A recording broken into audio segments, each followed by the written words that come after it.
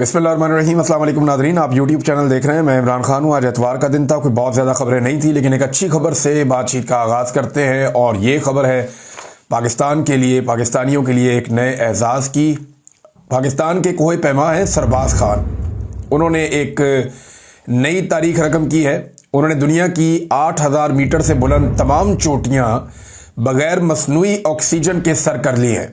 ये बहुत बड़ा कारनामा है। मैं अच्छी तरह जानता हूँ कि ऑक्सीजन के बगैर आप बुलंदी पे नहीं जा सकते।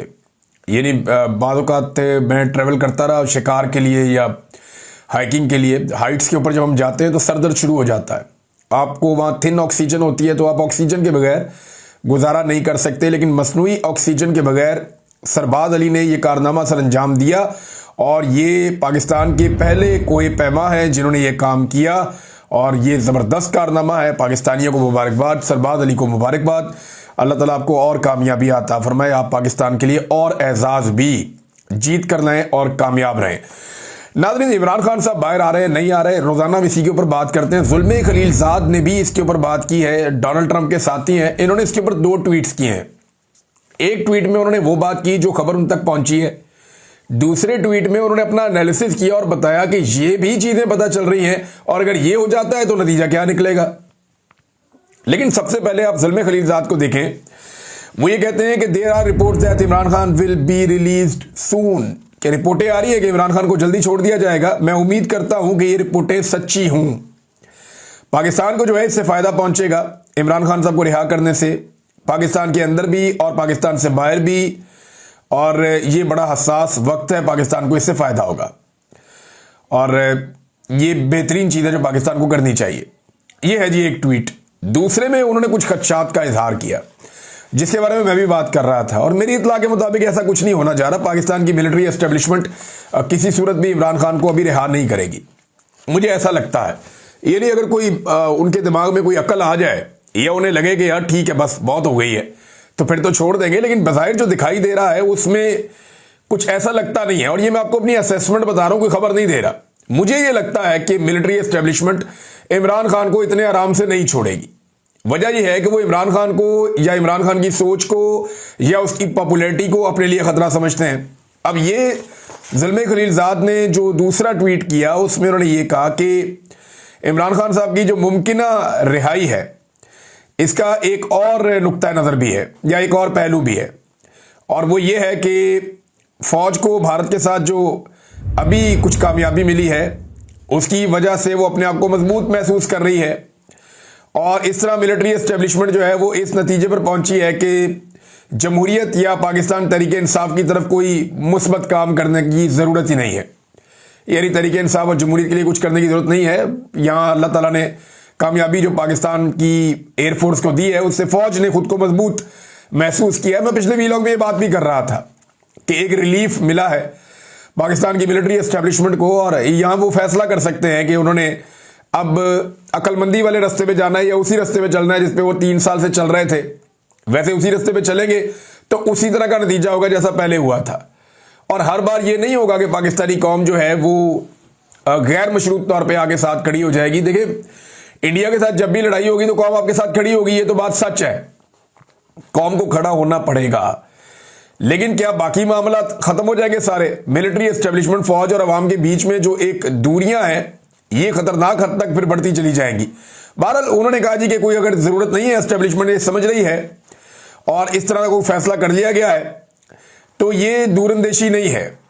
इससे जो है वो काम खराब हो जाएगा और कौमी इत्तेहाद जो है उसको भी और बाकी चीज़ों, पोलराइजेशन पाकिस्तान में बढ़ेगी, मईशत को भी नुकसान पहुंचाती रहेगी ये चीज़। तो ये 2 ट्वीट्स हैं ज़ुल्मे खलीलज़ाद की। एक में उन्होंने कहा जी कि अगर तो इमरान खान को छोड़ने का फैसला हुआ तो बिल्कुल ठीक फैसला है, पाकिस्तान को इसका फ़ायदा होगा। और अगर ये सोच लिया गया है कि जनाब ये इंडिया से एक लड़ाई जीत ली है और इसमें अब ज़रूरत नहीं है इमरान खान को या पीटीआई को छोड़ने की, कोई रिलीफ मिल गया है मिलिट्री एस्टेब्लिशमेंट को, तो ये फैसला देर पा नहीं होगा, इसका नुकसान होगा, मईशत को भी होगा, मुल्क को भी होगा। ये लुब्बे लुबाब है ज़ुल्मे खलीलज़ाद की 2 ट्वीट्स का। और देखें, इमरान खान को मैं जो कहता हूं कि नहीं छोड़ने का मामला रखते हैं, तो DGISPR को जब मैंने सुना वहां से मुझे कुछ आइडिया हुआ। फिर मैंने जो सेल्स हैं उन्हें एक्टिवेट होते हुए देखा। यानी वो नून लीग का मीडिया सेल जो बिल्कुल खामोश था जंग के दौरान, उन्हें मैंने देखा कि एकदम से वो फतवे लेकर मार्केट में आ गए, और जो सोशल मीडिया आपका टाउट सोशल मीडिया है जो एस्टेब्लिशमेंट के साथ जुड़ा रहता है, उसको हम देखते हैं, हमें आइडिया हो जाता है, वो भी फतवे लेकर मैदान में आ गए। फिर कुछ ऐसे चैनल जो चलाए जाते हैं, पाकिस्तान की मिलिट्री एस्टेब्लिशमेंट की ज़ेर निगरानी एजेंसियां उनको चलाती हैं, वो चैनल्स भी एक खास किस्म का बयानिया लेकर चल रहे थे। ये सारी चीज़ें बता रही हैं कि ये एक धोखा दिया जा रहा है कि शायद कोई मामला तय हो रहे हैं, कोई मुज़ाकरात हो रहे हैं, कोई इमरान खान की रिहाई होने वाली है। मुमकिन है इमरान खान साहब की रिहाई हो जाए, ये मुमकिन भी है, लेकिन साथ साथ ये एक धोखा भी है। देखिए, मैं जब कहता हूं ना मुमकिन भी है, तो कोई एक इवेंट चीज़ों को बदल सकता है। इदारे के अंदर भी अलग अलग तरह की सोच है ना। एक वो लोग हैं जो बेनिफिशियरी हैं मौजूदा रिजीम के। इस इदारे के अंदर कुछ लोग ऐसे हैं जो टॉप की आदत है, जो मौजूदा रिजीम की बेनिफिशियरी है। उन्हें लगता है जब तक ये सेटअप चलता रहेगा, हमारा काम धंधा चलता रहेगा, कोई मसला ही नहीं है। कुछ ऐसे हैं जो कहते हैं बस बहुत हो गई यार, बस कर दो। एक पॉलिटिकल पार्टी को या पाकिस्तान की आवाम को और कितना कुचलना है, मुल्क के सबसे मकबूल लीडर के साथ और कितनी ज्यादती करनी है। तो ये दो तरह की सोच है। अब इसके बीच में मुकाबला है। जब एस्टेब्लिशमेंट के अंदर ये सोच गालिब आ जाएगी कि हमने भाई वापस जाना है, वापस बैरक्स में जाना है, हमने बॉर्डर पे जाना है, बैरक में जाना है, हमने ये काम नहीं करना जो गंदा काम है, जो हमारा है ही नहीं, तो उस वक्त इमरान खान साहब भी बाहर आएंगे, चीजें ठीक हो जाएंगी। लेकिन अगर दूसरी तरफ की सोच गालिब रहती है कि हमें अपना मफाद चाहिए और इमरान खान को और पीटीआई को ऐसे ही हमने दबाते रहना है और मौजूदा रजीम हमें फायदा दे रहा है तो इस फायदे के साथ चलना है, तो फिर ये स्टेटस को जारी रहेगा। तो ये बिल्कुल सिंपल चीज है। शाह मोहम्मद कुरैशी साहब जो है वो अस्पताल पहुंच गए, कार्डियोलॉजी अस्पताल उन्हें मिलने के लिए। परवेज इलाही साहब भी गए। शाह साहब की हालत बहुत खराब हो गई, वो बीमार हो गए। 2 साल से वो फस्तायत भुगत रहे हैं और सिर्फ कसूर एक ही है, यानी ये शख्स कराची में मौजूद था अपनी अहलिया के इलाज के लिए। साबिक वज़ीर खारजा है, पाकिस्तान के एक मोतबर सियासतदान है, लेकिन जो सलूक इनके साथ किया गया उसकी वजह क्या है? वजह सिर्फ इतनी है कि मिलिट्री एस्टेब्लिशमेंट की बात नहीं मानी, इमरान खान के खिलाफ जो है वो एक बयान नहीं दिया, इमरान खान के खिलाफ जो है वो मिलिट्री एस्टेब्लिशमेंट के कहने के ऊपर दूसरे ग्रुप के अंदर शामिल नहीं हुए।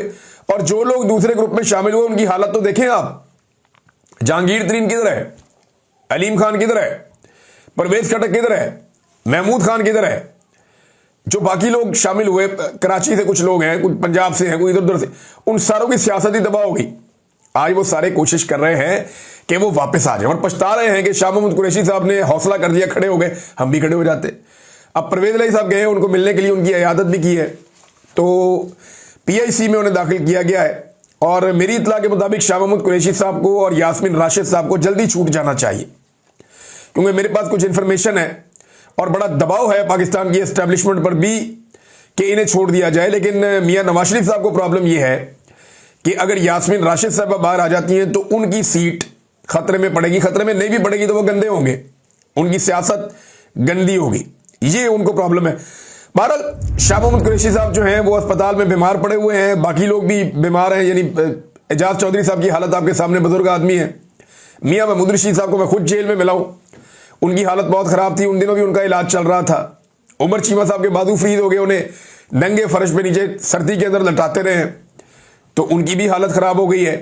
यास्मीन राशिद साहबा जो है वो कैंसर की सर्वाइवर है, उनके साथ जो किया गया इस उम्र में, इस ब्रूटैलिटी का तो कोई और एग्जाम्पल है नहीं जो उनके साथ किया गया। तो हर तरह का जुल्म और ज्यादती हम देख रहे हैं और इमरान खान साहब के केसेस भी नहीं लग रहे हैं। एक तरफ तो ये है ना कि कुछ लोग दावा करें इमरान खान बाहर आने वाले, भी बाहर आना तो पहले केसेस लगाओगे तो बाहर आएंगे ना। ये तो नहीं हो सकता कि एग्जीक्यूटिव ऑर्डर के साथ इमरान खान साहब रिहा होकर बाहर आ जाए। ये तो नहीं हो सकता कि आप एक एग्जीक्यूटिव ऑर्डर जारी करें जी इमरान खान रिहा, वो बाहर आ जाए। होना तो ऐसे ही है ना। देखिए, पीछे से ऑर्डर तो एस्टेब्लिशमेंट का ही आना है कि यार अदालतों को बोलो कि अब इंसाफ कर दें। एस्टेब्लिशमेंट का ही ऑर्डर आना है कि कानून के मुताबिक कर दें, तो वहीं पे इमरान खान की जमानतें हो जाएंगी। लेकिन जमानतें तो तब होंगी ना जब केसेस लगेंगे। ये खालिद यूसुफ चौधरी साहब ने अभी क्लेम किया है दोबारा कि जो इमरान खान साहब के केसेस हैं वो बदस्तूर नहीं लग रहे। अगले हफ्ते के लिए भी अभी तक किसी कॉज लिस्ट के अंदर इमरान खान साहब का नाम नहीं आया। तो जो अपीलें इमरान खान साहब ने की हुई हैं अपने केसेस के खिलाफ, वो अपीलें ही नहीं लग रही हाई कोर्ट के अंदर। अपील लगेगी तो इमरान खान साहब बाहर आएंगे।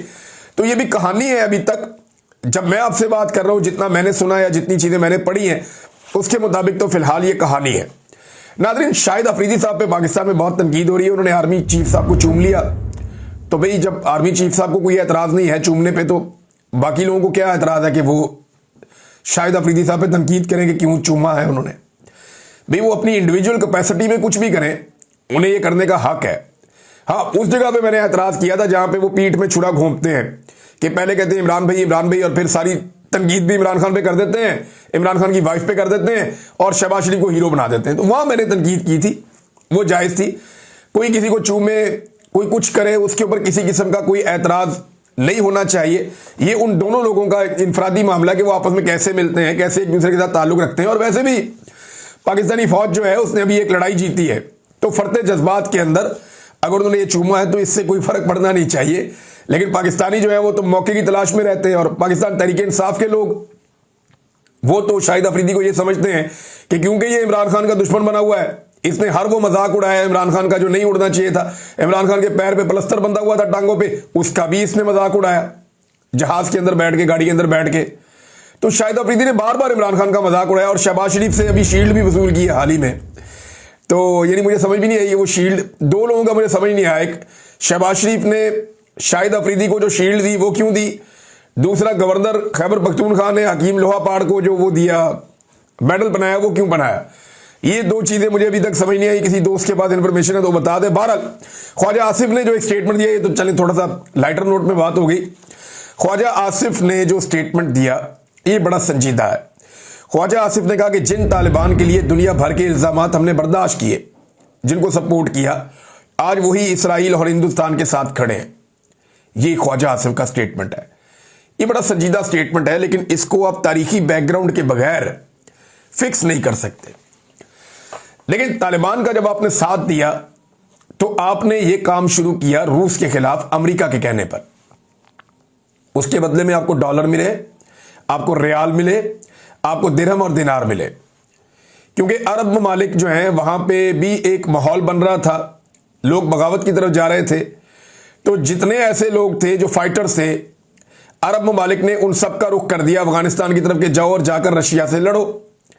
तो अरब ममालिक से बहुत सारे फाइटर्स पाकिस्तान पहुंचे, इनके पास बेशुमार दौलत थी। ये लोग भी आ गए, अमेरिकी डॉलर्स भी आ गए, बहुत सारा पैसा वहां से भी आ गया। तो पाकिस्तान की मिलिट्री एस्टेब्लिशमेंट की मौजें लग गई ज्यादा दौर में, और बहुत सारे लोगों ने बेशुमार पैसा बनाया। आज भी उनके खानदार जो है पैसे के अंदर खेलते हैं, इतना पैसा बनाया। तो ये जो अमेरिकी डॉलर और अरब रियाल हमें मिले थे और दिरहम हमें मिले थे, तब हमने ये तालिबान बनाए थे ना। तो हमने उसके बदले में पैसा कमाया, हम इनको लड़ाते रहे और पैसा कमाते रहे। दूसरा फेज, जब यही तालिबान अमेरिका के दुश्मन बन गए और 9/11 के बाद अमेरिका ने कहा जी अब इनको मारना है, तो फिर हमने अपने मफादात के लिए, कभी IMF का कर्जा लेने के लिए, कभी अमेरिका को खुश करने के लिए, कभी अमेरिका के अताब से बचने के लिए, नेटो का एक इत्तेहादी बनने के लिए, यानी हम नेटो का डायरेक्ट हिस्सा तो नहीं है, नॉन नेटो इत्तेहादी हैं। तो ये सारी फैसिलिटीज लेने के लिए, दुनिया के अंदर चलने के लिए परवेज मुशर्रफ ने फैसला किया ठीक है चलो इनके साथ, इनके खिलाफ। अब तो फिर हमने उन्हीं तालिबान को दुश्मन बना दिया, उनको मारना शुरू कर दिया। जब पहली मरतबा हमने गन डाला तब पाकिस्तान में कलाशनकोव कल्चर आया। जब दूसरी मरतबा हमने गन डाला, दोनों मरतबा अमेरिका के कहने पे किया, तो दूसरी मरतबा पाकिस्तान के अंदर क्या आया, दहशतगर्दी आई। और अब जनाब तीसरी मरतबा की बात कर लेते हैं। तीसरी मरतबा जब अफगानिस्तान के अंदर जंग का इख्तिताम हुआ, तो पाकिस्तान को पूरा फोकस करना था अफगानिस्तान के साथ एक मखसूस ताल्लुकात, एक रिलेशन बनाने का, जिससे पाकिस्तान में अमन आता और मामला हमारे कंट्रोल में रहते। लेकिन उस वक्त पाकिस्तान में बदकिस्मती से उसी मिलिट्री एस्टेब्लिशमेंट ने रजीम चेंज कर दिया। यानी तीनों मरतबा मिलिट्री एस्टेब्लिशमेंट का काम है। पहली मरतबा तालिबान बनाए, दूसरी मरतबा तालिबान को दुश्मन बनाया, दहशतगर्द बनाया, उनके साथ लड़े, दोनों मरतबा अमेरिका के कहने पे, और तीसरी मरतबा अमेरिका के कहने पे पाकिस्तान में हुकूमत गिरा दी उनके साथ मिलकर। अब जब हुकूमत गिर गई तो सारा फोकस हो गया पाकिस्तान के इंटरनल मामलात में, अवाम मान ही नहीं रही थी और निगलेक्ट हो गया अफगानिस्तान। इमरान खान बार बार कहते हैं कि आपको अफगानिस्तान का दौरा करना चाहिए था। बिलावल सारी दुनिया घूम कर आया, अफगानिस्तान नहीं गया। इंडिया ने मौके से फायदा उठाया और जो बुरे ताल्लुकात उनके तालिबान के साथ थे उनको ठीक करना शुरू किया। तो यहां पाकिस्तान एक लूजर के तौर पे रहा। हर दौर में लोगों ने अपनी जेब के अंदर पैसा डाला, हर दौर में जो एस्टेब्लिशमेंट के लोग थे उन्होंने जायदादें बनाई, उन्होंने डॉलर्स कमाए, दिरहम और रियाल कमाए, बहुत पैसा बनाया और फायदा उठाया, लेकिन मुल्क को फायदा नहीं हुआ। मुल्क जो है वो एक विलन की तरह वहां पे देखा गया। तो हमारे अफगानों के साथ बेहतरीन ताल्लुकात होने चाहिए थे, जो बदकिस्मती से नहीं है। और ये इसमें किसी और का कसूर नहीं है, हमारा अपना कसूर है।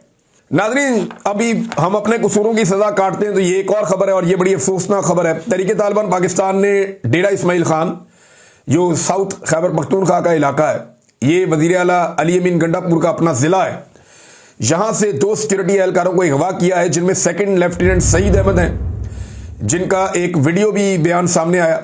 उन्होंने कहा जी इनके मुतालबात तालिबान के माने जाएं ताकि मेरी रिहाई हो सके। और उसके बाद जो है वो एक दूसरी तरफ उनके साथ एक FC का एहलकार है इजाज हुसैन, उसे भी अगवा किया गया है और मुतालबात पूरी करने की एक वीडियो भी अब सामने आई है। तो ये बड़ा अफसोसनाक वाकया है।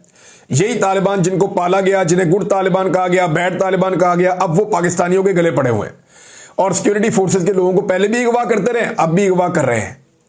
पाकिस्तान के अंदर एक फस्तायत, एक जुल्म और जबर इनकी तरफ से भी हो रहा है और लगातार कभी भत्ते वसूल किए जाते हैं, कभी रास्ते बंद किए जाते हैं, कभी लूट मार की जाती है और कोई अभी तक इनको रोकने के लिए संजीदा कोशिश मौजूदा दौर में तो मुझे दिखाई नहीं देती।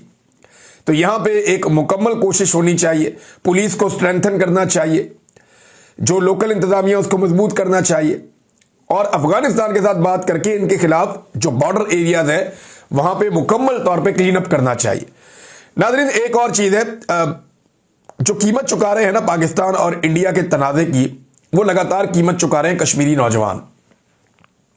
महबूबा मुफ्ती ने भी इस पर स्टेटमेंट दिया है और ये साबिक वज़ीर आला रही हैं इंडियन ऑक्युपाइड कश्मीर की। तो अब उन्होंने ये बताया कि 3000 के करीब जो कश्मीरी नौजवान हैं उनको गिरफ्तार किया गया है पहलगाम के बाद से लेकर अब तक। ना सिर्फ 3000 नौजवानों को जो है वो गिरफ्तार किया गया, उनमें बहुत सारे लापता भी किए गए हैं, जबकि 48 कल तक की इत्तला के मुताबिक 48 कश्मीरी नौजवानों को भारत ने शहीद कर दिया, भारतीय फोर्सेस ने। तो लगातार कीमत जो है वो कश्मीरी चुका रहे हैं। पाकिस्तान तो सेलिब्रेशन मोड में चला गया है, भारत जो है वो अग्रेशन मोड में चला गया है। ये दोनों अपने अपने मोड में हैं, लेकिन वहां पे कश्मीरी इसकी कीमत चुका रहे हैं। कश्मीर के बारे में कोई नहीं सोच रहा, उसके बारे में बात करनी चाहिए, सबको आवाज उठानी चाहिए और आलमी सतह पे इस मामले को उजागर करना चाहिए। बिलावल की ड्यूटी लगी है, उम्मीद करते हैं कि बिलावल ये काम कर सके। नाज़रीन, जो एक और खबर है, ये आखिरी खबर मैं आपको दे रहा हूं इस वीलॉग में, ये भी बड़ी अहम खबर है कि जो चीनी हथियार है वो अमेरिका के लिए अब खतरा बन गए हैं। वो कैसे, मैं आपको बताता हूं। देखिए, इससे पहले जो अमेरिकी हथियार है उनका मवाजना रशियन हथियारों के साथ किया जाता था और दुनिया में जो नेटो के ममालिक हैं या मगरबी ममालिक हैं उनके हथियारों का कोई मवाजना या मुकाबला नहीं होता था। लेकिन जिस तरह खज़ां में पत्ते झड़ते हैं उस तरह गिरे हैं राफेल तैयारे, और ये गिराए हैं J-10C ने PL-15 मिसाइल के साथ। इसने पूरी दुनिया के अंदर जो है वो हलचल मचा दी है। जो दिफाई इंडस्ट्री है पूरी दुनिया की वो हिलकर रह गई है कि चाइना अपनी हथियारों की दौड़ में खामोशी से इतना आगे कैसे निकल गया। लेकिन ऑटोमोबाइल में वो दुनिया में बहुत आगे निकल गया है, बहुत तेजी से उसकी गाड़ियां पूरी दुनिया में फैल रही हैं और अब वो ये सोच रहे हैं कि अगले 10-20 साल में जब हर तरफ इलेक्ट्रिक गाड़ियां आएंगी तो चाइना सबसे बड़ी मार्केट हो जाएगा। फिर इसी तरह चाइना जो है वो IT के अंदर या आर्टिफिशियल इंटेलिजेंस में या इंफ्रास्ट्रक्चरल डेवलपमेंट जो है उनमें, यानी दुनिया के हर शोबे के अंदर चाइना आगे जा रहा था। अब दिफाई नुक्ता नजर से उसने दुनिया को सरप्राइज कर दिया इस लड़ाई में, और अब जो चाइना का मवाजना है वो अमेरिकी हथियारों के साथ किया जा रहा है कि किसी और के हथियार चाइना के हथियारों का मुकाबला नहीं कर रहे। अमेरिकी हथियारों के साथ जब आप मवाजना करते हैं चाइना के हथियारों का, तो F-16 अमेरिका का एक ऐसा तैयारा है जो सारी दुनिया खरीदती है, तो F-16 से बेहतर करार दिया जा रहा है J-10C को। जबकि जो अमेरिका का दुनिया का नंबर 1 तैयारा है, जो महंगा तरीन तैयारा अमेरिका बेचता है, वो है F-35। ये इस वक्त अमेरिकन फौज के ज़रिए इस्तेमाल है और वो ये कहते हैं कि ये नंबर 1 तैयारा है। अब F-35 के मुकाबले में J-35 एक ऐसा तैयारा चाइना लेकर आ रहा है जो 5th जनरेशन तैयारा है और जो मॉडर्न लड़ाई है एयरफोर्स की, उसके अंदर वो सारी काबिलियत रखता है, बल्कि उसके पास कुछ इजाफी खूबियां हैं जो अमेरिकन तैयारे के पास नहीं है। तो अब दिफाई नुक्ता नज़र से जो चाइना की इंडस्ट्री है वो अमेरिका की इंडस्ट्री के लिए और मगरबी ममालिक की इंडस्ट्री के लिए खतरा बन गई है। और ये बात जर्मनी ने भी कह दी है कि इस मैदान में अब आप इस तरह चाइना का मुकाबला नहीं कर सकते, अमेरिका को और दुनिया को कुछ नया करना पड़ेगा।